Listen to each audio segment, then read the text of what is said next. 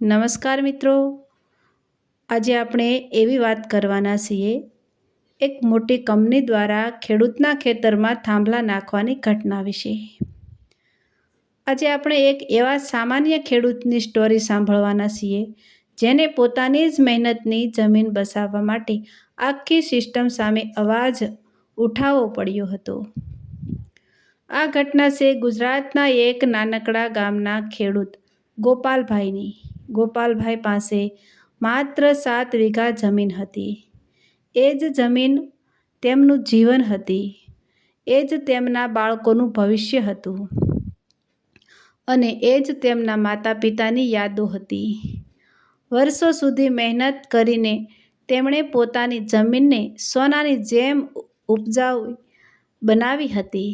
સવારે સૂર્ય ઉગે તે પહેલાં ખેતરમાં પહોંચી જવું અને સાંજ સુધી મહેનત કરવી એ જ તેમનું જીવન હતું. આખું ગામ તેમની મહેનતનું ઉદાહરણ આપતું હતું. એક દિવસ સવારે ગોપાલભાઈ પોતાના ખેતરમાં પાણી વાળવા ગયા ત્યારે દૂરથી 4-5 મોટી ગાડીઓ ધૂળ ઉડાડતી તેમના ખેતર તરફ આવતી દેખાઈ.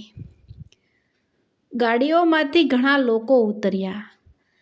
તેમની સાથે જેસીબી મશીન, માપણી કરવાના સાધનો અને મોટા મોટા લોખંડના સળિયા હતા. ગોપાલભાઈ દોડતા તેમની પાસે ગયા અને નમ્રતાથી પૂછ્યું, "ભાઈઓ, તમે કોણ છો અને મારા ખેતરમાં શું કામ કરવા આવ્યા છો?" ત્યારે એક અધિકારીએ અહંકારથી કહ્યું કે અહીં મોટી કંપનીનો વીજ ટ્રાન્સમિશન ટાવર ઊભો થવાનો છે. આજથી કામ શરૂ થશે. ગોપાલભાઈ આશ્ચર્યમાં પડી ગયા. તેમણે કહ્યું, મારી મંજૂરી વગર મારા ખેતરમાં કોઈ કામ કેવી રીતે થઈ શકે? મને તો કોઈ નોટિસ પણ મળી નથી અને કોઈએ વળતર વિશે પણ વાત કરી નથી. અધિકારીએ હસીને કહ્યું, "અમને જે આદેશ મળ્યો છે તે અમે પાળવાના. તમે જે કરવું હોય તે કરી લો. કામ તો આજે જ શરૂ થશે." આ સાંભળીને ગોપાલભાઈના પગ નીચેથી જમીન સરકી ગઈ. તેમણે હાથ જોડીને કહ્યું કે ભાઈ, મારી આખી રોજીરોટી આ જમીન પર છે. ઓછામાં ઓછું મારી વાત તો સાંભળો. પરંતુ કોઈએ તેમની વાત સાંભળી નહીં. થોડી જ વારમાં જેસીબી મશીને લીલા પાકની વચ્ચે ખોદકામ શરૂ કરી દીધું. મહિનાઓની મહેનતથી ઊભો કરેલો પાક પળવારમાં બરબાદ થવા લાગ્યો. ગોપાલભાઈની આંખોમાં આંસુ આવી ગયા. તેઓ મશીનની સામે ઊભા રહી ગયા અને બોલ્યા, "પહેલાં મારી વાત સાંભળો, પછી કામ કરજો." પરંતુ કંપનીના માણસોએ પોલીસને બોલાવવાની ધમકી આપી. આ દરમિયાન ગામના બીજા ખેડૂતો પણ દોડી આવ્યા. બધા ખેડૂતો એક જ વાત કહેતા હતા કે પહેલાં ખેડૂતને યોગ્ય વળતર આપો, પછી કામ કરો. પરંતુ અધિકારીઓએ કોઈની વાત સાંભળી નહીં. થોડા જ કલાકોમાં ખેતરની વચ્ચે વિશાળ ખાડો તૈયાર થઈ ગયો. ગોપાલભાઈ ઘરે આવ્યા ત્યારે તેમની પત્નીએ પૂછ્યું, "આજે એટલા ઉદાસ કેમ દેખાવ છો?" ગોપાલભાઈની આંખોમાંથી આંસુ વહી પડ્યા. તેમણે આખી ઘટના કહી. પત્નીએ પણ રડતા રડતા કહ્યું, "આ જમીન માટે તો આપણે આખી જિંદગી મહેનત કરી છે. જો આ જ જમીન પર કોઈ બળજબરી કરશે તો આપણે જીવશું કેવી રીતે?" ગોપાલભાઈએ પોતાના વૃદ્ધ પિતાને વાત કરી. પિતાએ ધીમા અવાજે કહ્યું, "બેટા, આ જમીન મેં મારા પિતાથી સંભાળી હતી અને આજે તને સોંપી છે. જો ન્યાય માટે લડવું પડે તો ડરતો નહીં. સત્યનો સાથ ક્યારેય છોડતો નહીં." બીજા દિવસે ફરી કંપનીના લોકો વધુ મશીનો સાથે આવ્યા. હવે મોટા લોખંડના થાંભલાના પાયા નાખવાનું કામ શરૂ થવાનું હતું.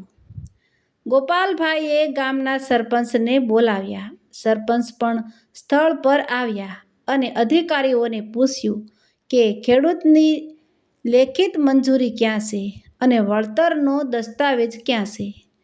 અધિકારીઓએ ફરી જવાબ આપ્યો કે આ બધું ઉપરથી નક્કી થયું છે, તમે વચ્ચે ન આવો. ગામના લોકોમાં ભારે રોષ ફેલાયો. 100 કરતાં વધુ લોકો ખેતરની આજુબાજુ ભેગા થઈ ગયા, પરંતુ ગોપાલભાઈએ બધાને શાંતિ રાખવા કહ્યું. તેમણે કહ્યું કે આપણે કાયદો હાથમાં નહીં લઈએ, આપણે સત્ય અને કાયદાના રસ્તે જ લડશું. ગામના એક વડીલ ખેડૂતે ગોપાલભાઈના ખભા પર હાથ રાખીને કહ્યું, આજે તારા ખેતરમાં ટાવર નાખી રહ્યા છે, કાલે અમારા ખેતરમાં પણ આવી શકે. આજે જો આપણે ચૂપ રહીશું તો આવતીકાલે આખું ગામ પસ્તાશે. આ શબ્દો સાંભળીને બધા ખેડૂતો એક થઈ ગયા. દરેકે નક્કી કર્યું કે હવે કોઈ એકલો નહીં લડે, આખું ગામ સાથે લડશે.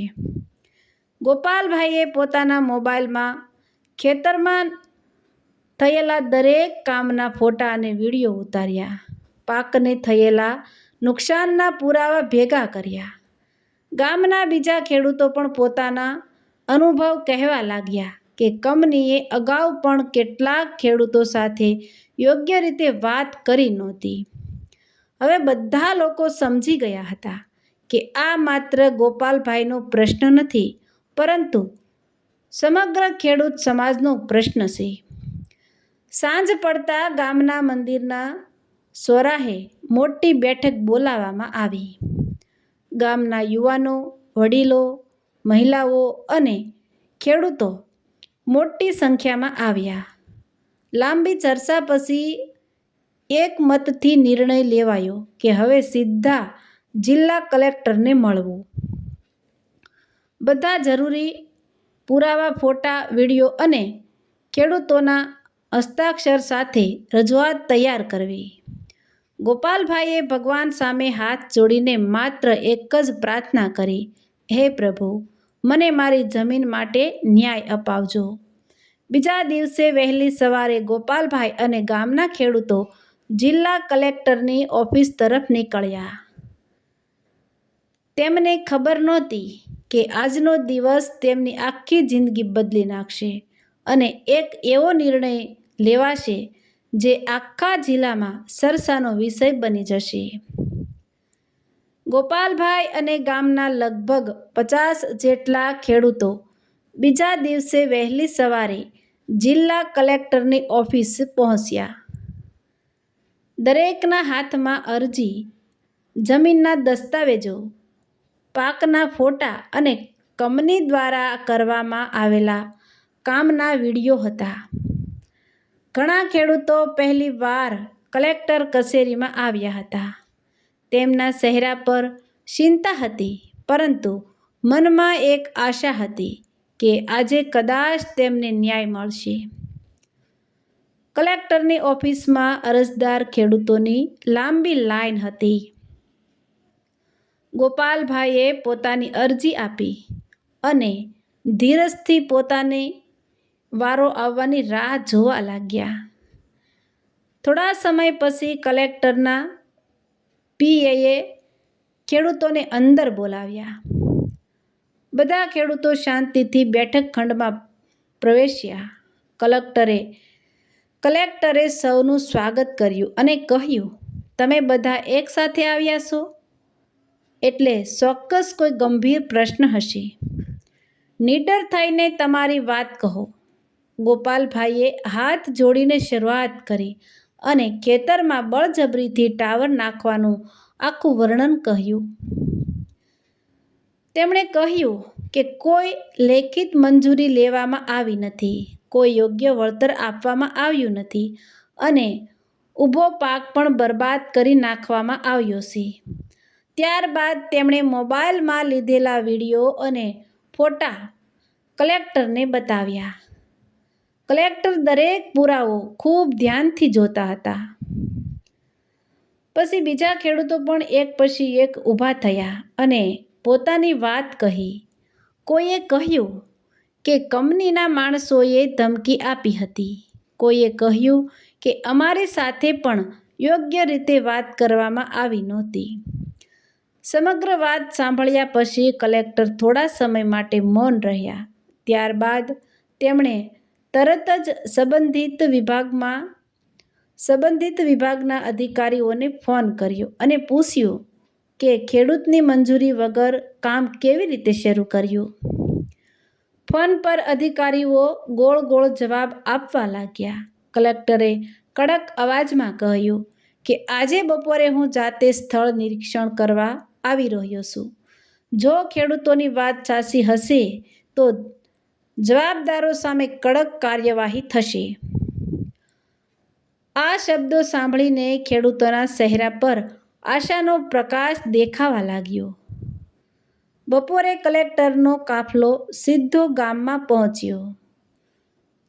તેમની સાથે મહેસૂલ વિભાગના અધિકારીઓ, વીજ વિભાગના અધિકારીઓ અને કંપનીના ઉચ્ચ અધિકારીઓ પણ હતા. ગામના લોકો મોટી સંખ્યામાં ભેગા થઈ ગયા. ગોપાલભાઈએ કલેક્ટરને આખું ખેતર બતાવ્યું. જ્યાં લીલો પાક હતો ત્યાં હવે મોટા ખાડા અને કોન્ક્રીટના પાયા દેખાતા હતા. કલેક્ટરે સ્થળ પર જ તમામ દસ્તાવેજોની તપાસ શરૂ કરાવી. તપાસ દરમિયાન સામે આવ્યું કે કંપની પાસે જરૂરી પ્રક્રિયાના કેટલાક દસ્તાવેજો અધૂરા હતા અને ખેડૂતોને વળતર અંગે સ્પષ્ટ માહિતી પણ આપવામાં આવી નહોતી. કલેક્ટરનો ચહેરો ગંભીર બની ગયો. તેમણે કંપનીના અધિકારીને પૂછ્યું કે ખેડૂતને યોગ્ય રીતે સમજાવ્યા વગર અને વળતરની પ્રક્રિયા પૂર્ણ કર્યા વગર કામ શા માટે શરૂ કર્યું. અધિકારી પાસે કોઈ સંતોષકારક જવાબ નહોતો. તેણે માત્ર એટલું જ કહ્યું કે અમને ઉપરથી સૂચના મળી હતી. કલેક્ટરે તરત જ કહ્યું કે ઉપરથી સૂચના હોય તો પણ કાયદાથી ઉપર કોઈ નથી. ખેડૂતના અધિકારીનું ઉલ્લંઘન કોઈ પણ સંજોગોમાં સહન કરવામાં આવશે નહીં. ગામના લોકો પહેલી વાર કોઈ અધિકારીને આટલી સ્પષ્ટ ભાષામાં બોલતા સાંભળતા હતા. ત્યારબાદ કલેક્ટરે ખેડૂતો સાથે અલગ બેઠક કરી. તેમણે પૂછ્યું કે તમને શું જોઈએ છે. ગોપાલભાઈએ શાંતિથી જવાબ આપ્યો કે અમને વિકાસ સામે કોઈ વાંધો નથી. જો દેશના હિત માટે ટાવર બનાવવો જરૂરી હોય તો બનાવો, પરંતુ અમારી જમીનનું યોગ્ય મૂલ્યાંકન કરો, ઊભા પાકનું વળતર આપો અને કાયદા મુજબ જે હક મળે તે આપો. બીજા ખેડૂતો પણ આ વાત સાથે સહમત થયા. કલેક્ટરે કહ્યું કે તમારી માંગણી વ્યાજબી છે. કોઈ પણ વિકાસ ખેડૂતને અન્યાય કરીને થઈ શકે નહીં.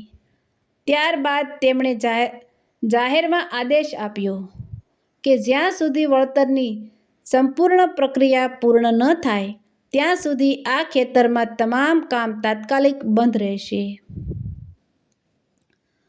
આ આદેશ સાંભળતા જ આખું ગામ તાળીઓના ગડગડાટથી ગુંજી ઉઠ્યું. કંપનીના અધિકારીઓના ચહેરા ઉતરી ગયા. ગોપાલભાઈની આંખોમાંથી આ વખતે દુઃખના નહીં પરંતુ આશાના આંસુ વહેવા લાગ્યા. પરંતુ કલેક્ટરે એટલું કહીને વાત પૂરી કરી નહીં. તેમણે કહ્યું કે હું 3 દિવસમાં તમામ રેકોર્ડ મંગાવીશ, દરેક ખેડૂતની જમીનનું ફરી મૂલ્યાંકન કરાવીશ અને જો કંપનીએ નિયમોનો ભંગ કર્યો હશે તો ખેડૂતોને પૂરતું વળતર આપવાની સાથે જવાબદાર અધિકારીઓ સામે પણ કાર્યવાહી કરવામાં આવશે. ગામના લોકો ખુશ હતા, પરંતુ તેમને હજુ અંતિમ નિર્ણયની રાહ હતી. 3 દિવસ પછી કલેક્ટર કચેરીમાં એક એવી બેઠક યોજાવાની હતી જેમાં કંપનીના મોટા અધિકારીઓ, જિલ્લાના અધિકારીઓ અને ખેડૂતો સામસામે બેસવાના હતા. ગોપાલભાઈ મનમાં એક જ વિચાર લઈને ઘરે પાછા ફર્યા કે હવે સત્યની સાચી પરીક્ષા શરૂ થવાની છે. 3 દિવસ પછી જિલ્લા કલેક્ટરની કચેરીમાં એક મહત્વપૂર્ણ બેઠક યોજાઈ. બેઠકમાં કંપનીના ઉચ્ચ અધિકારીઓ, મહેસૂલ વિભાગના અધિકારીઓ, વીજ વિભાગના અધિકારીઓ, ગામના સરપંચ ગોપાલભાઈ અને ગામના અનેક ખેડૂતો હાજર હતા. સમગ્ર જિલ્લામાં આ બેઠકની ચર્ચા ચાલી રહી હતી. કલેક્ટરે બેઠક શરૂ થતાં જ સ્પષ્ટ શબ્દોમાં કહ્યું કે આજે માત્ર કાયદા અને ન્યાયની વાત થશે. કોઈના હોદ્દા કે પૈસાનો પ્રભાવ નહીં ચાલે. પ્રભાવ અહીં ચાલશે નહીં. ત્યારબાદ એક પછી એક તમામ દસ્તાવેજો ટેબલ પર મૂકવામાં આવ્યા. જમીનના નકશા, માપણીના કાગળો, ખેડૂતોની અરજીઓ, સ્થળ તપાસનો અહેવાલ અને કંપનીના રેકોર્ડ બધું જ તપાસવામાં આવ્યું. થોડા સમય પછી કલેક્ટરે કંપનીના અધિકારીને પૂછ્યું કે ખેડૂતની લેખિત સંમતિ ક્યાં છે? અધિકારી પાસે કોઈ જવાબ નહોતો. પછી પૂછવામાં આવ્યું કે ઊભા પાકના નુકસાનનું મૂલ્યાંકન ક્યાં છે? ફરી કોઈ જવાબ નહોતો. ત્યારબાદ પૂછાયું કે વળતરની ચૂકવણીના પુરાવા ક્યાં છે? આખો હોલ શાંત થઈ ગયો. કંપનીના અધિકારીઓ એકબીજાના ચહેરા જોવા લાગ્યા. હવે સ્પષ્ટ થઈ ગયું હતું કે નિયમોનો સંપૂર્ણ પ્રક્રિયા પૂર્ણ કર્યા વગર જ કામ શરૂ કરવામાં આવ્યું હતું. કલેક્ટરે કડક અવાજમાં કહ્યું કે વિકાસના નામે કોઈ પણ ખેડૂત સાથે અન્યાય સહન કરવામાં આવશે નહીં. કાયદો દરેક માટે સમાન છે. ત્યારબાદ તેમણે સ્થળ તપાસનો સંપૂર્ણ અહેવાલ વાંચ્યો અને જાહેર કર્યું કે ગોપાલભાઈ સહિત અસરગ્રસ્ત તમામ ખેડૂતોને બજાર મૂલ્ય મુજબ યોગ્ય વળતર, ઊભા પાકના નુકસાનની અલગ ભરપાઈ અને ખેતરને થયેલા અન્ય તમામ નુકસાનની ચૂકવણી કંપનીએ નિર્ધારિત સમય મર્યાદામાં કરવી પડશે. જો સમય ચૂકવણી નહીં થાય તો કાયદાકીય કાર્યવાહી શરૂ કરવામાં આવશે અને કામ પણ બંધ રહેશે.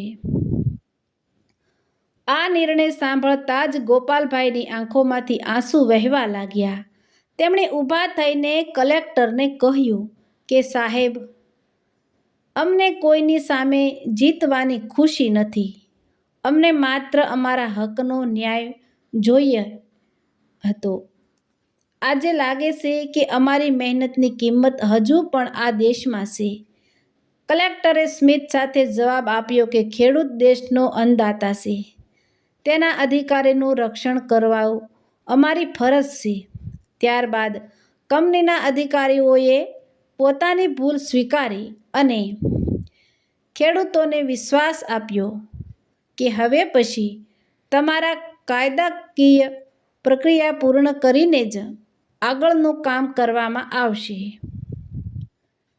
થોડા દિવસોમાં ખેડૂતોના ખાતામાં વળતરની રકમ જમા થવા લાગી. ગોપાલભાઈને પણ યોગ્ય વળતર મળ્યું અને પાકના નુકસાનની ભરપાઈ અલગથી મળી. ગામના બીજા ખેડૂતોને પણ તેમનો હક મળ્યો. આ ઘટનાની ચર્ચા આસપાસના ગામોમાં ફેલાઈ ગઈ. ઘણા લોકો તો ગોપાલભાઈને મળવા આવતા અને કહેતા કે જો તમે હિંમત ન કરી હોત તો કદાચ અમને પણ ક્યારેય ન્યાય મળ્યો ન હોત. ગોપાલભાઈ હંમેશા એક જ જવાબ આપતા કે આ મારી એકલાની જીત નથી, આખા ગામની એકતાની જીત છે. જો આપણે ડરીને ચૂપ રહી જઈએ તો અન્યાય વધે છે, પરંતુ કાયદાના માર્ગે શાંતિથી અને પુરાવા સાથે લડીએ તો સત્યને જીતતા કોઈ રોકી શકતું નથી. થોડા મહિના પછી જ્યારે નવા પાકની વાવણી શરૂ થઈ ત્યારે ગોપાલભાઈ ફરી એ જ ખેતરમાં ઊભા હતા. પવનમાં લહેરાતો પાક જોઈને તેમણે આકાશ તરફ જોયું અને ભગવાનનો આભાર માન્યો. તેમના વૃદ્ધ પિતાએ ખભા પર હાથ રાખીને કહ્યું, બેટા, જમીન માત્ર માટી નથી, તે ખેડૂતનું માન, પરિશ્રમ અને ભવિષ્ય છે. આજે તું માત્ર પોતાની જમીન નહીં પરંતુ હજારો ખેડૂતોનો આત્મવિશ્વાસ બચાવી લાવ્યો છે. આખું ગામ ગોપાલભાઈનું સન્માન કરવા ભેગું થયું. ગામના બાળકોને પણ સમાજમાં સમજાવવામાં આવ્યું કે પોતાના હક માટે લડવું ખોટું નથી, પરંતુ હંમેશા કાયદાના રસ્તે શાંતિથી અને સત્યના બળ પર લડવું જોઈએ. મિત્રો, આ વાર્તા આપણને શીખવે છે કે વિકાસ જરૂરી છે, પરંતુ વિકાસ ત્યારે જ સાચો કહેવાય જ્યારે તે ન્યાય સાથે થાય. ખેડૂતનો પરિશ્રમ, તેની જમીન અને તેનો અધિકાર કોઈ પણ કિંમત પર અવગણી શકાય નહીં. જો એકતા, હિંમત અને સત્ય સાથે આગળ વધીએ તો સૌથી મોટો અન્યાય પણ ન્યાયમાં બદલાઈ શકે છે. જો તમને આ પ્રેરણાદાયક વાર્તા પસંદ આવી હોય તો વિડીયોને લાઈક કરો, તમારા ખેડૂત મિત્રો અને પરિવાર સાથે જરૂર શેર કરો અને આવી જ હૃદયસ્પર્શી ગુજરાતી વાર્તાઓ માટે અમારી ચેનલને સબસ્ક્રાઈબ કરવાનું ભૂલશો નહીં. ફરી મળીશું એક નવી પ્રેરણાદાયક વાર્તા સાથે.